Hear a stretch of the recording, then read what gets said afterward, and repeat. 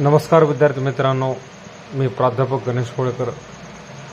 आज या व्हिडिओ लेक्चरमध्ये आपण जे आपला business statistics in mathematics B Com प्रथम वर्षातील प्रथम सेमिस्टर जे आपल्याकडे आहे, प्रथम सत्र, त्याच्यामधील जे 500 प्रकरण आहे, chapter 5 Karl Pearson coefficient correlation आणि प्रोबॅबल एरर याचे प्रॉब्लेम आपण बघणार आहोत। तर कार्ल पियर्सन नावाचे जे काही स्टॅटिस्टिशियन म्हणजे संख्याशास्त्रज्ञ, एक शास्त्रज्ञ होऊन गेले की ज्यांनी कोरिलेशन दोन घटकांमधील कशा प्रकारे सहसंबंध सहगुणक संबंध काय आहे, निगेटिव्ह आहे का पॉझिटिव्ह आहे, तर त्या अनुषंगाने त्यांचा जो फॉर्म्युला आहे त्या सूत्राचा उपयोग करून, त्याचा वापर करून आपण हे जे काही आपल्याला या ठिकाणी फॉर्म्युला आहे, प्रॉब्लेम आहे, याची values Karl Pearson coefficient of correlation सोडवणार आहोत। तर अत्यंत महत्त्वाचा हा प्रॉब्लेम आहे। परीक्षेमध्ये याच्यावरती 100% प्रश्न असतो। तर हा प्रॉब्लेम आहे, या ठिकाणी स्टुडंट्स आहेत, तर एकंदरीत हे 10 स्टुडंट्स आहेत आणि या ठिकाणी जर तुम्ही पाहिलं तर हे त्यांचे मार्क्स आहेत, हे अकाउंट्समधले मार्क्स आहेत आणि हे इंग्लिश जो विषय त्यांचे हे मार्क्स आहेत। तर ह्या दोन्ही विषयामध्ये काय सहसंबंध सहगुणक आहे तर हे आपल्याला बघायचं आहे। तर आता याचं उत्तर सोडवायचं आहे आपल्याला। तर सर्वप्रथम आपल्याला लक्षात घ्यायचं की नेमका कार्ल पियर्सन कोएफिशिएंट कोरिलेशन आहे ना, तर हे काढत असताना नेमका फॉर्म्युला काय दिलेला आहे कार्ल पियर्सन यांनी, तर तो आपल्याला लक्षात घ्यायचा आहे। तर फॉर्म्युला तर पहा, तर फॉर्म्युला मी लिहितो या ठिकाणी। तर तो फॉर्म्युला आहे आर, हे स्मॉल लेटर आर, हे त्या डिनोट करतात आर इज इक्वल टू म्हणजे correlation coefficient, R is equal to summation dx dy into n minus in bracket summation dx into summation dy, ठीक आहे, upon in first under root, पहिल्या वर्गमूळामध्ये in first under root summation dx square into n minus in bracket summation dx bracket square कंसाचा वर्ग into परत another under root दुसऱ्या वर्गमूळामध्ये summation dy square into n minus bracket summation dy square. Okay, हा एवढा मोठा formula आहे, हे सूत्र आहे, खूप सोपं आहे। बघा आता की याच्यामध्ये सरळ सरळ आता आपल्याला dx dy पाहिजे आहे, त्यानंतर n म्हणजे ऑलरेडी 10 स्टुडंट्स आहेत ते आहे माहीत आपल्याला, त्याच्यानंतर समेशन dx पाहिजे, समेशन dy पाहिजे आणि हे इकडेच कंटिन्यू झालेलं आहे आता, आणि मग dx चा वर्ग आणि dy चा वर्ग या एवढ्या व्हॅल्यूज आपल्याला पाहिजे आहेत। तर पहा या ठिकाणी वरती लिहून घेऊ आपण, हा प्रॉब्लेम आहे। आता आन्सरची सुरुवात, सर्वप्रथम आपल्याला dx घ्यायचा आहे, ठीक आहे, त्याच्यानंतर dy, त्यानंतर dx चा वर्ग, नेक्स्ट dy चा वर्ग आणि dx dy। बघा किती प्रामुख्याने 2 4 5 गोष्टी आपल्याला काढायच्या आहेत बघा, जसं बघा 1 2 3 4 आणि हे 5, ह्या 5 गोष्टी याच्या व्हॅल्यूज आपण आता काढल्या की मग त्या व्हॅल्यूज या फॉर्म्युल्यात ठेवायच्या आणि आपल्याला Karl Pearson coefficient of correlation येऊ शकेल, काढता येऊ शकेल। तर अतिशय सोपं आहे। तर dx म्हणजे आता लक्षात घ्या, हे मार्क्स जे अकाउंट जे आहेत त्याला आपण x म्हणू, ओके, आणि हे इंग्लिश जे आहे याचे मार्क्स त्याला आपण y असं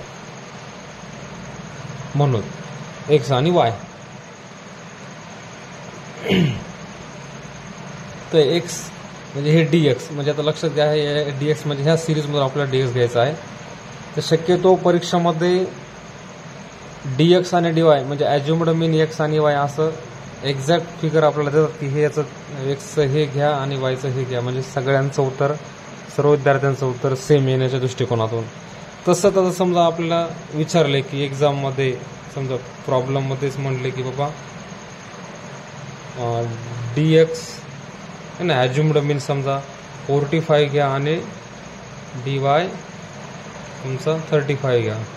ठीक आहे, तर हे आपण घेऊयात या ठिकाणी. हे एक्झाममध्ये तुम्हाला दिलेलं सांगितलेलं असतं प्रॉब्लेममध्येच, क्वेश्चनमध्येच, की x म्हणजे ॲज्युम्ड मीन dx 45 आणि उदाहरणार्थ dy 35 असं घेण्यास सांगितलेलं असते, कारण उत्तर सेम यावं सगळ्यांचं सारखं येण्याच्या दृष्टिकोनातून.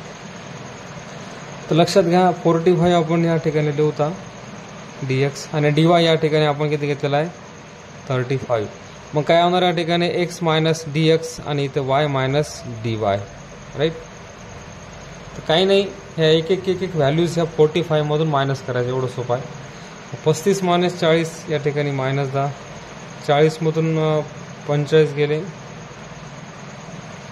या ठिकाणी हे मायनस 4, 55 मधून 45 गेले प्लस 10, 30 मधून 45 गेले या ठिकाणी वजा 15. नेक्स्ट 45 मायनस 45 0, 42 मधून 45 गेले मायनस 3, 38 मधून 45 गेले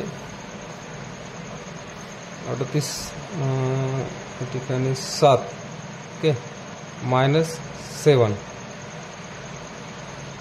नेक्स्ट 40 मधून 45 गेले मायनस 5, 45 मायनस 45 0, 50 मधून 45 गेले प्लस 5. हे असं व्यवस्थित कॅल्क्युलेटरचा वापर करून आपल्याला एक एक व्हॅल्यूज या 45 मधून वजा केल्या करायच्या आहेत, चुकू द्यायचं नाही. तर अशा प्रकारे शेवटी आता याला समेशन dx काढून घेऊयात आपण. तर बघा सगळे आपल्याला मायनस या ठिकाणी 10 सोडे आणि 5 सोडे तर मायनस आहेत. तर पहा 10 आणि 4 14, 14 आणि 15 हे झाले 29, 29 आणि 3 32, 32 आणि 7, ओके, 32 आणि 7 39, 39 आणि 5 40, 44, ओके. तर हे मायनस 44 आले आहेत, रफमध्ये या ठिकाणी लिहून घ्यायचं आपण मायनस 44. आणि प्लस पहा आता किती, फक्त हे 10 आहेत आणि हे 5 15 आहेत. ठीक आहे, 15 ते मायनस प्लसमध्ये मायनस, म्हणजे मग आता बघा कॅल्क्युलेटर फार महत्त्वाचं आहे, हे अचूकपणे आपल्याला कॅल्क्युलेशन करता येतं.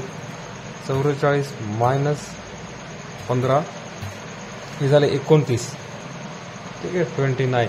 तर मोठ्या संख्येपुढे मायनस चिन्ह म्हणून खाली मायनस द्यायचं आपण, मायनस 29 या ठिकाणी हे मायनस 29. नेक्स्ट बघा dy आहे. आता पहा ही आपली y आहे, इंग्लिशचे मार्क्स म्हणजे काही नाही, हे एक एक ह्या 35 मधून वजा करायचे. मग बघा 60 मधून 35 गेले 60 मायनस 35, 25 राहिले प्लस 25, 55 मधून 35 गेले 55 मायनस 35, 20 राहिले, 42 minus 35, 42 minus 35, 7, 40 minus 35 5, 35 minus 35 0, 45 minus 35 10 है ना, 50 मायनस 35 15, 62 मायनस 35, 65 मायनस 35 30, नेक्स्ट 25 आणि हे 15, राईट. चुकता कामा नाही.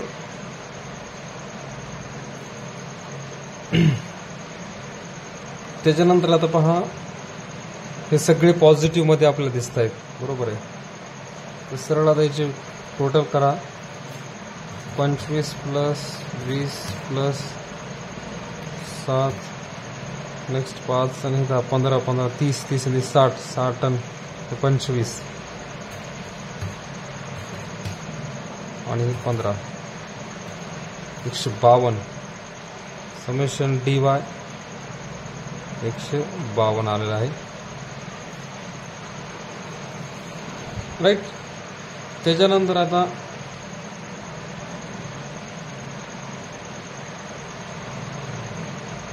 dx वर्ग नेक्स्ट स्टेप आपली आहे. तर ह्या ज्या काय व्हॅल्यूज आपण शोधल्या हे आपलं dx आहे, राईट. तर अत्यंत सोपा याचा स्क्वेअर करायचा. 10चा वर्ग 100, 4चा वर्ग 16, 10चा अगेन 100, 15चा 225, 0चा 0 आहे ना, 3चा 9, 7चा 49, 5चा 25, 5चा 0 आणि 5चा 25. राईट. तर नेक्स्ट पहा समेशन dxचा वर्ग. ठीक आहे.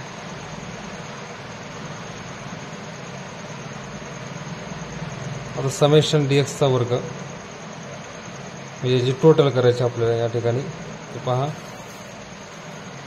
100 हे 116, 100 हे 216, 216 प्लस 225, 216 प्लस 409, 49, 50 म्हणजे हे 58 आणि 25, 58 प्लस 25 प्लस आणि 25 हे झाले 549. राईट. 549. तर थोडंसं आता इथे कॅल्क्युलेशन इकडे इकडे चालले म्हणजे आपण हे काय करूता इथं न करता थोडंसं याला इकडे घेऊता dy² आणि dx dy. राईट. ठीक आहे. हे झालं dxचा वर्ग 549.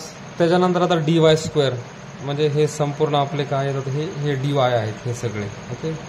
dy आपले आहेत. त्यानंतर याचं वर्ग करायचं म्हणजे 5चा 25चा किती 625, 20चा 400, 7चा 49. ठीक आहे. 5चा 25, 0चा 0, 10चा जाऊ 100, 15चा 225, 15 गुणिले 15, 30चा 30 गुणिले 30 900, 25चा 625, 15चा 225. शक्यतो आपल्याला 20 पर्यंत आपला वर्गपाठ असतं की नाही, 20 पर्यंत. हे झालं dy² स्क्वेअर. आता टोटल याचं समेशन dy². ठीक आहे. इज इक्वल टू तो पहा याचं कॅल्क्युलेशन आता आपल्याला 625 प्लस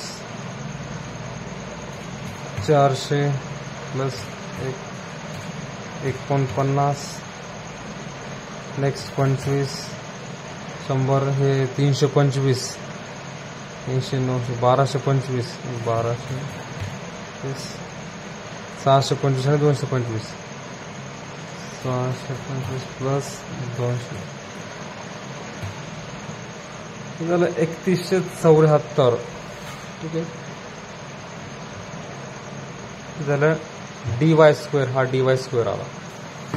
आता शेवटचं राहिलं आपलं dx dy. म्हणजे बघा हे dx हे dy याचा गुणाकार. एवढं सोपं आहे. म्हणजे बघा 10 गुणिले 25 किती 250 म्हणजे पण वजा 250.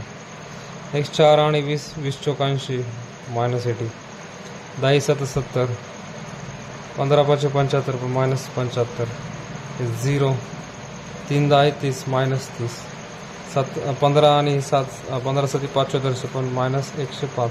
ओके. हे मायनस 5 × 30 3 5 15 हे मायनस 150, हे 0 आणि 15 5 75 बस. अशा प्रकारे समेशन dx dy टोटल बघा 250 प्लस 80 प्लस 70 हे 77 हे 145 दोन्ही मिळून. नेक्स्ट सॉरी आता या ठिकाणी आपल्याला मायनस प्लस लक्षात घ्यावं लागणार आहे. आपण डायरेक्ट प्लस करू लागलो. तसं अगोदर आपण मायनस मायनसची टोटल करू होता. 250 प्लस 80, त्याच्यानंतर हे 75 आहे, त्यानंतर हे 30 आहेत, 105 मध्ये हे 135 झाले आणि लास्ट आहे 150. ते हे झाले 690 मायनस 690. ओके. आता प्लस आहेत 70 आणि 75 दोनच आहेत. 70 प्लस 75 145 प्लस 145, मायनस प्लसमध्ये मायनस, मोठ्या संख्येचे चिन्ह म्हणजे मायनस चिन्ह खाली, राईट. तर ठीक आहे. तर 690 वजा 145 हे मायनस 545 आलं. हे मायनस 545 हे आहे आपलं समेशन dx dy. ओके. तर अशा प्रकारे आपल्याला व्हॅल्यूज सापडल्या आहेत, शोधल्या, आपण कॅल्क्युलेट केल्या आहेत. ह्या सगळ्या 1 2 3 4 5 व्हॅल्यू ह्या फॉर्म्युल्यामध्ये मांडायचा आहे. जो फॉर्म्युला अत्यंत सरळ सोपा. Karl Pearson coefficient of correlation that is small letter r. Okay. r is equal to summation dx dy into n minus in bracket summation dx into summation dy upon in first under root summation dx square into n minus in bracket summation dx bracket square into another under root summation dy square into n minus in bracket summation dy bracket square. पहा अत्यंत सोपे values या ठिकाणी आपल्याला मांडून होता. हे पहा dx dy म्हणजे ह्या मायनस 545 गुणिले n म्हणजे हे 10 स्टुडंट आहेत minus, okay, minus dx summation dx किती आहे मायनस 29 कंसात लिहायचं minus 29 into summation dy 152.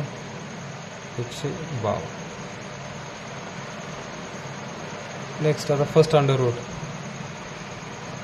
Summation dx square किती काढा आपण, हां 549 गुणिले n म्हणजे हे 10 student minus summation dx square म्हणजे मायनस 29चा वर्ग गुणिले दुसऱ्या वर्गमुळा हे dy स्क्वेअर किती आपला 3174 है ना गुणिले 10 n 10 मायनस समेशन dy किती आपलं 152 1चा वर्ग.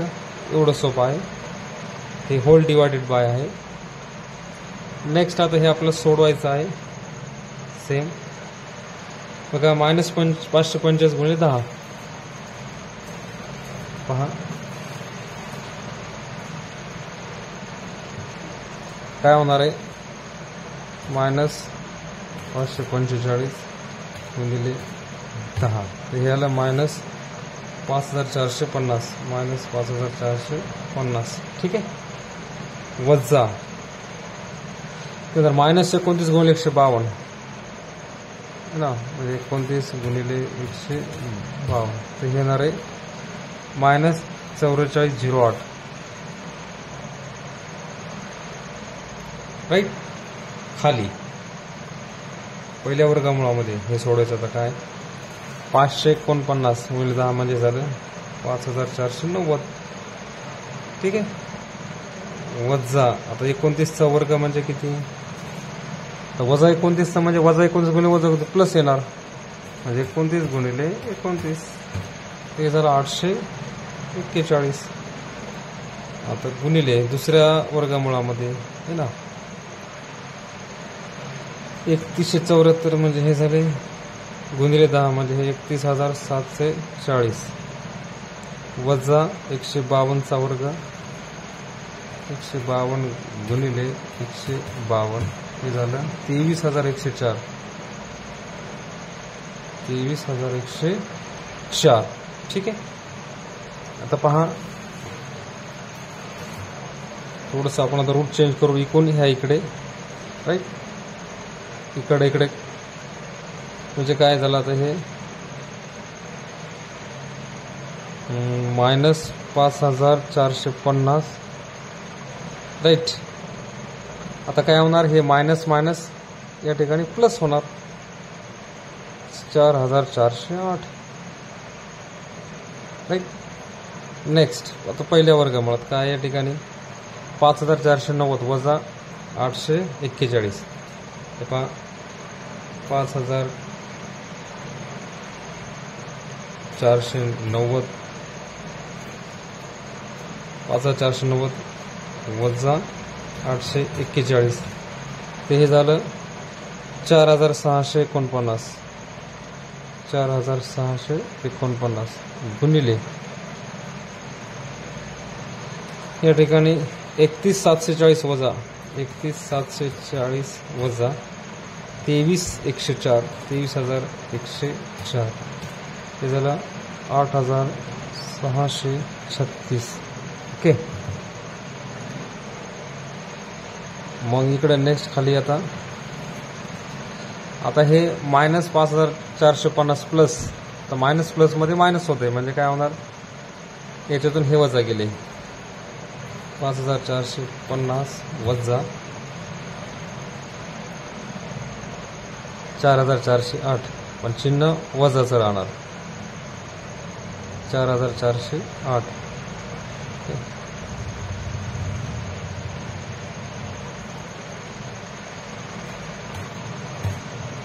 हे राहिलं 1042. ओके. त्या ठिकाणी हे -1042. ओके. नेक्स्ट आता तर वर्गमूळ त्याची किंमत आपल्याला काढायची आहे.